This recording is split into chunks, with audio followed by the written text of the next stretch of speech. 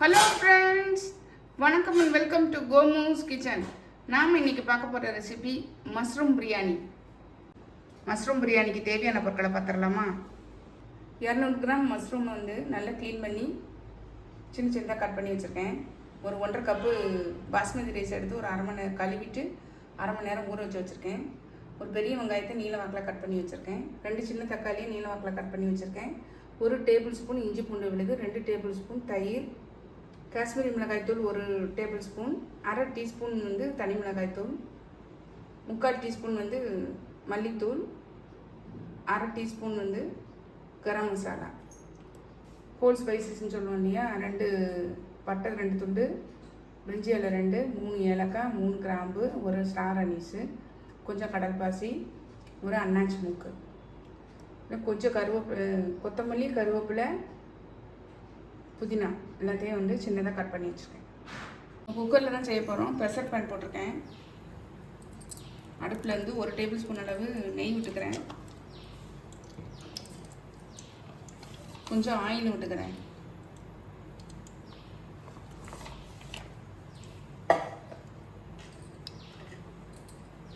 இந்த whole spices எல்லாத்தையும் இதில் சேர்த்துடலாம்.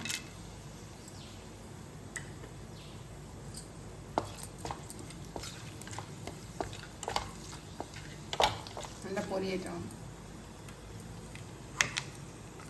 இதில் இந்த வெங்காயத்தையும் சேர்த்துடலாம்.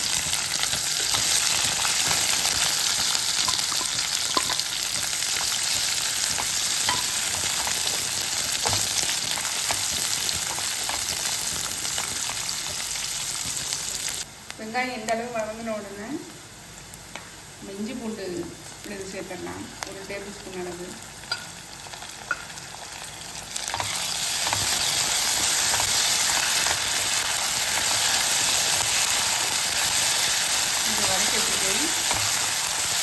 தக்காளி சேர்த்துடலாம்.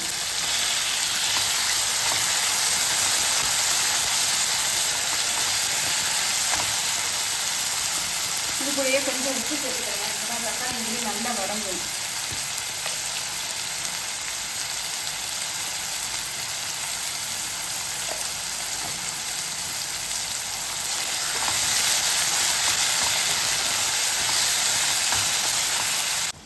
தக்காளி இந்த அளவு வதங்குற வரைக்கும் நல்லா பொறுமையாக வதக்கி விட்டுருங்க.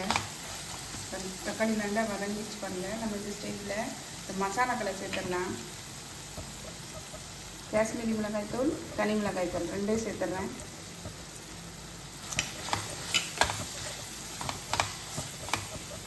கரம் மசாலா, மல்லித்தூள் நல்லா சிம்மில் வச்சு நல்லா வதக்கி விட்டுருங்க.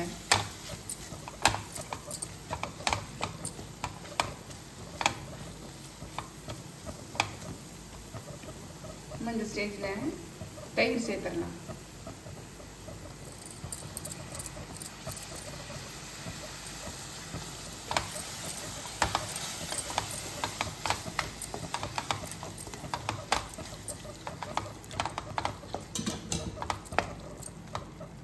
மஷ்ரூம் இதில் சேர்த்துடலாம்.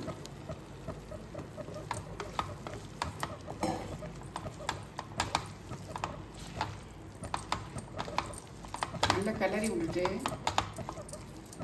மூடி போட்டு மூடி வச்சிடலாம்.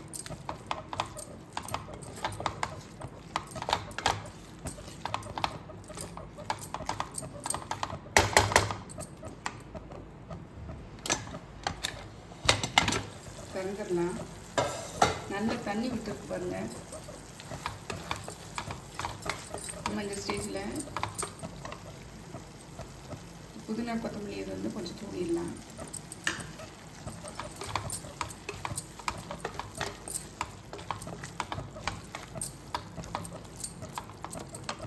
ரைஸையும் இதில் சேர்த்துடலாம்.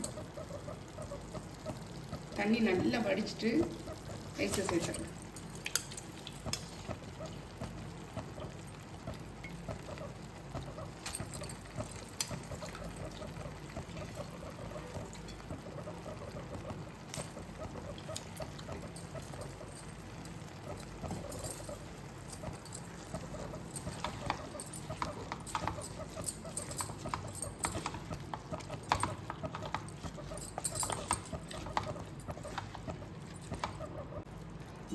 வந்து தண்ணி சேர்த்துடலாம். நான் 1/4 கப் ரைஸ் எடுத்துருக்கேன். அதுக்கு 2 டம்ளர் வந்து, அதாவது 2 கப்பு வந்து தண்ணி சேர்க்குறேன். ஏன்னா மஷ்ரூமில் வேறு தண்ணி விடும் அப்படிங்கிறதுனால நம்ம கொஞ்சம் அதையும் கணக்கில் எடுத்து நம்ம சேர்த்துக்கணும். எப்போவும் 1.5 டம்ளர் ஊற்றுவோம்.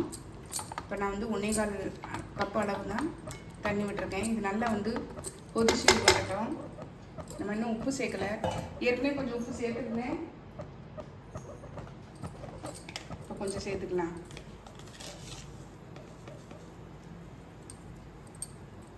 இந்த ஸ்டேஜில் உப்பு காரம்லாம் நல்லா செக் பண்ணி பார்த்துக்கோங்க.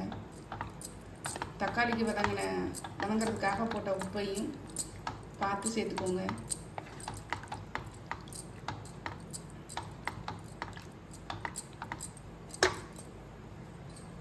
கொஞ்சம் கொதிக்கட்டும். நம்ம இப்போ அதை வந்து மூடி வச்சிடலாம். டைட்டாக போடாமல் ஓரளவு மூடி வச்சுருவோம். மீடியம் ஃப்ளேம்லேயே இருக்கட்டும்.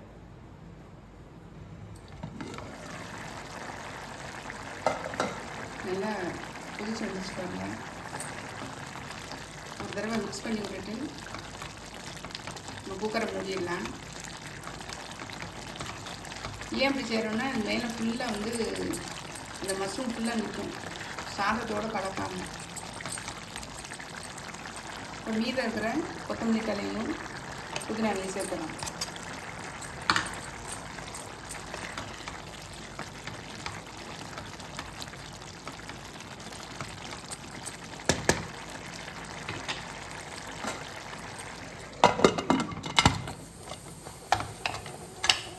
கண்டிப்பாக வந்து ஸ்லோ ஃப்ளேமில் தான் இருக்கணும்.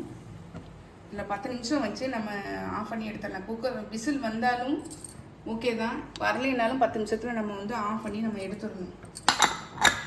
10 நிமிஷம் கழிச்சு பார்க்கலாம். நம்மளுடைய பிரியாணி திறந்து பார்த்துடலாம்.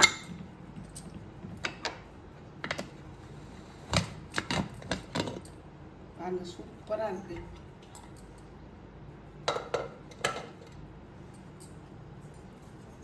இப்படி இருக்கு பாருங்க. உதிரி உதிரியாக நல்லா வந்து அடி பிடிக்காமல் சூப்பராக வந்துருக்கு.